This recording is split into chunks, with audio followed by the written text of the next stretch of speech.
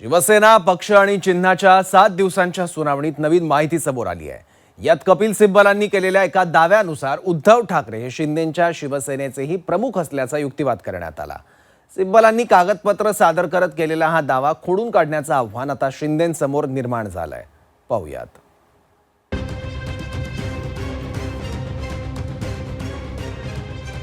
शिवसेना पक्ष आणि चिन्ह सुनावणीत कपिल सिब्बल यांच्या युक्तिवादामुळे नवं वळण मिळण्याची शक्यता आहे। राजकीय पक्ष विधिमंडळ पक्ष यात गल्लत करण्यात आली असून दोन्ही गोष्टी वेगळ्या असल्याचं नमूद करण्यात आलं। शिंदेंकडून सादर करण्यात आलेल्या पत्राचा दाखला देत उद्धव ठाकरेच पक्षाचे नेते होते हा मुद्दा सिब्बल यांनी अधोरेखित केला। उद्धव ठाकरेंना पदावरून काढण्यात आलेलं नाही, त्यामुळे उद्धव ठाकरेच दोन्ही शिवसेनेचे प्रमुख आहेत का असा प्रश्न उपस्थित होतोय।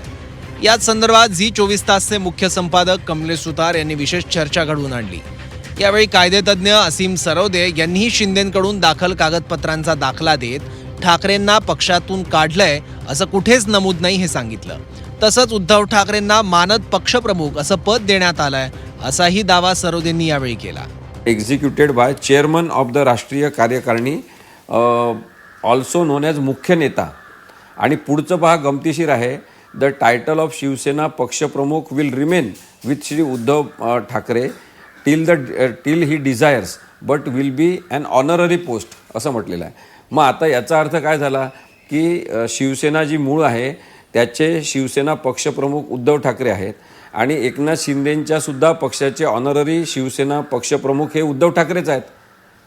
कारण की त्याच्यात त्यांनी म्हटलं की अंटिल ही डिझायर्स असता उद्धव ठाकरेंनी कधी ते डिनाय केलेलं नाही किंवा एकनाथ शिंदेंनी पण हे आम्ही केलेलं आहे ते आम्ही डिनाय करतो असं म्हटलं नाही। या चर्चेत उपस्थित असलेले शिवसेनेचे प्रवक्ते राजू वाघमारे यांनी मात्र उद्धव ठाकरेंची आम्ही हकालपट्टी केली असा दावा केला। Resolution put forth for the member, it was discussed that Uddhav Thackeray has made many illegal appointments in the past 2 to 3 years, as these posts and appointments are both against the constitution and the spirit of inner party democracy. This is illegal appointment, need to be scrapped. It is further resolved that all appointments made by Shri Uddhav Thackeray in the capacity of Paksha Pramukh or otherwise is contravention with the party constitution shall be considered cancelled. हे आम्ही केलंय ना। दरम्यान या चर्चेत बोलताना आतापर्यंत शिंदेंच्या शिवसेनेकडून उद्धव ठाकरे आणि आदित्य ठाकरेंवर अपात्रतेची कारवाई झाली नसल्याचंही असीम सरोदेंनी स्पष्ट केलं। शिवसेना पक्षप्रमुख या पदावर कुणीच नाही। एकनाथ शिंदेंनी मुख्य नेता हे स्वतःसाठी पद तयार केलं आणि त्या पदावर ते जाऊन बसले। त्यांनी शिवसेना पक्षप्रमुख हे पद कुठेच आता नवीन त्यांच्या संरचनेमध्ये ठेवलेलं नाही असं त्यांचं मत आहे। ते सगळ्या ठिकाणी म्हणजे निवडणूक आयोग विधानसभा सुप्रीम कोर्ट सगळीकडे त्यांनी मांडलेलं आहे। मुख्य नेते ते आहेत असं त्यांचं म्हणणं आहे आणि त्यामुळे शिवसेना पक्षप्रमुख हे पद अजूनही उद्धव बाळासाहेब ठाकरे यांच्याकडेच आहे। आणि त्यांनी जे स्वतःच पत्र तयार केलं मी आता जे दाखवलं त्याच्यामध्ये त्यांनीच म्हटलेलं आहे की ते पद आम्ही फक्त अधिकार काढून घेऊन ते पद कायम ठेवतो आहे। उद्धव बाळासाहेब ठाकरे यांच्याकडेच ते पद आहे, त्यामुळेच ते दोन्ही पक्षाचे प्रमुख आहेत। त्यांनी पक्ष सोडला नाही आणि एकनाथ शिंदेंनी कधी उद्धव बाळासाहेब ठाकरे आणि आदित्य ठाकरे यांच्यावर अपात्रतेची कोणती कारवाई केली नाही, नोटीस पाठवली नाही, काहीच केलेलं नाही आहे। शिवसेनेच्या निवडणूक चिन्हाच्या वादावरील सर्वोच्च न्यायालयाच्या सुनावणीवर उपमुख्यमंत्री एकनाथ शिंदेंनीही प्रतिक्रिया दिली। सध्या सुनावणी सुरू असल्यानं त्यावर भाष्य करणं मला योग्य वाटत नाही म्हणत त्यांनी कपिल सिब्बलांच्या युक्तिवादावर बोलणं टाळलं। तर कपिल सिब्बल तेच ते बोलत असल्याचं सांगत प्रताप सरनाईकांनी त्यांचा दावा खोडला जाईल अशी प्रतिक्रिया दिली। न्याय प्रविष्ट बात है और इसलिए मैं उस पर टिप्पणी नहीं करना चाहता हूँ, लेकिन मैं ये कहूँगा कि लोकशाही में डेमोक्रेसी में मेजॉरिटी को अहम महत्व है और जो सरकार